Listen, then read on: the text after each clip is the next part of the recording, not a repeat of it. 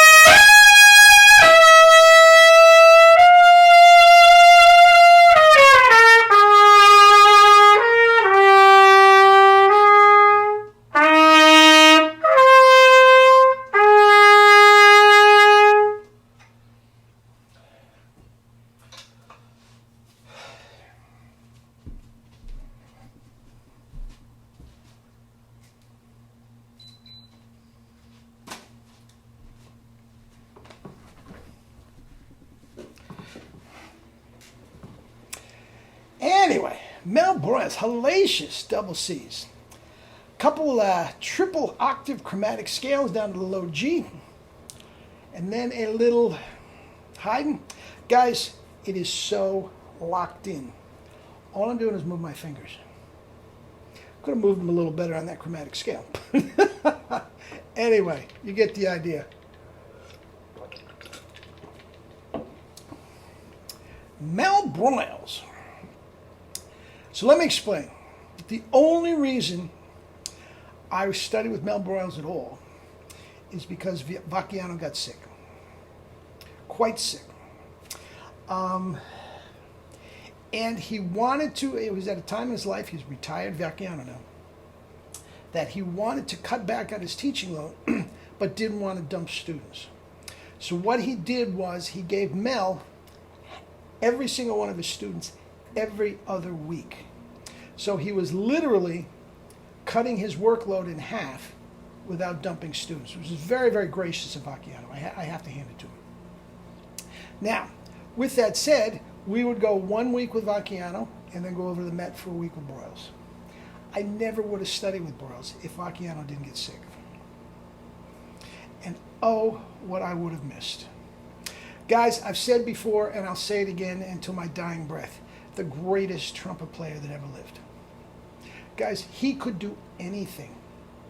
He could do anything. And my one regret from the whole thing was that he didn't, there's not more out there of him playing solos. Okay? Yes, there's tons of stuff with the Met. If you want to sit through a 4-hour opera, yeah, you can hear little licks here and there, but there's not. I'm going to leave one down here. It's my favorite. You've all heard it before. And guys, listen to those notes pop. Everybody out there, I don't care if you're 10 years old and 90 years old, everybody out there, the notes have to pop like that. Okay? Now, I'm going to give you a couple anecdotes. As I said, I can't get much into it. I really can't. But I will say this. A lot of the guys, and rightfully so, did not appreciate him as a teacher. And I'm the first one to tell you he was not a great teacher. He could show you how to play it.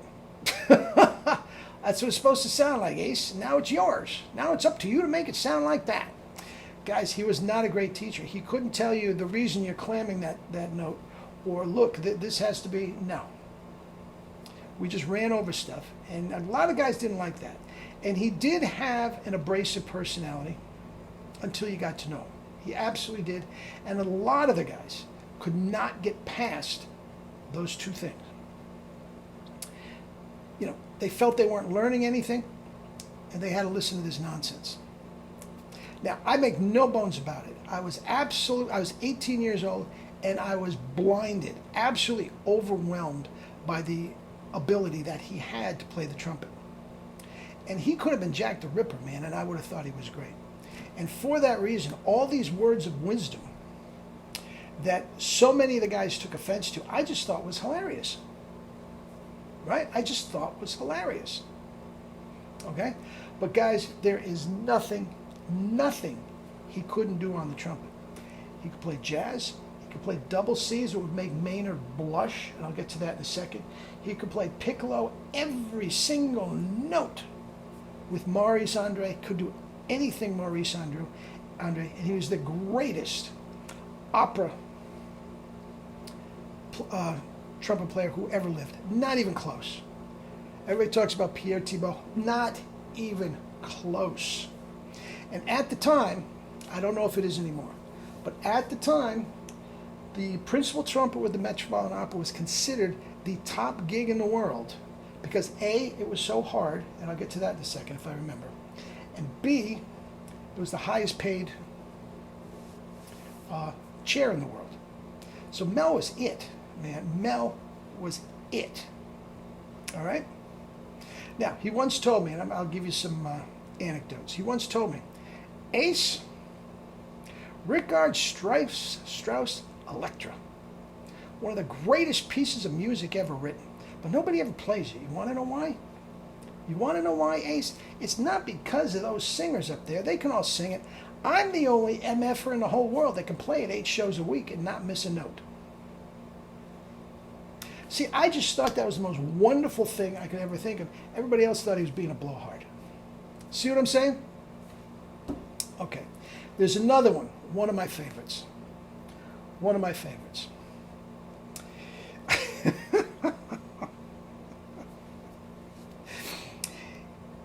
He called me up in the middle of the day, out of the blue. Ace, I was still in college at the time. I was working a little bit, and I had done some recording and everything, but this was really my first big-time gig. Ace, this is MEL BROILES. Can you be down at West 46th Street in about an hour and a half? I'm stuck here at the Met, and there's there's a recording session that I can't get to, and I need your help. Can you do that for me? Sure. I can sub for MEL BROILES. Okay.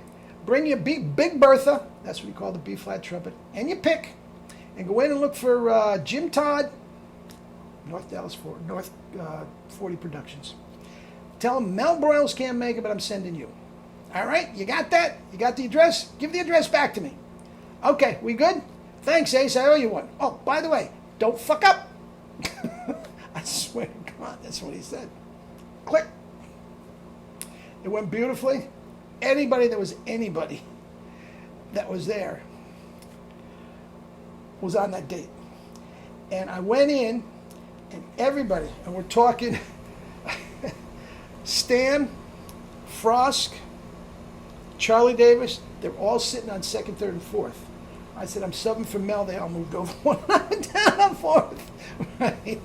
In deference to MEL, they were keeping the seat warm for him. I wasn't there, please, down to 4th. Anyway, there was another one. I was playing Hasidic gigs, okay, which is a video unto itself.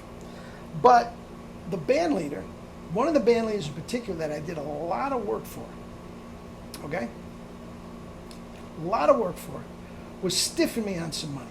He wasn't giving me overtime. He was not paying a pension and all this sort of stuff. But anyway, I was about 20 years old at this time and making a few bucks playing the trumpet, okay? But I didn't like getting stiffed with the money. So I talked to him about it. Basically said the same thing I just said to you. He says, Ace, I got 2 words for you, and they're not happy birthday.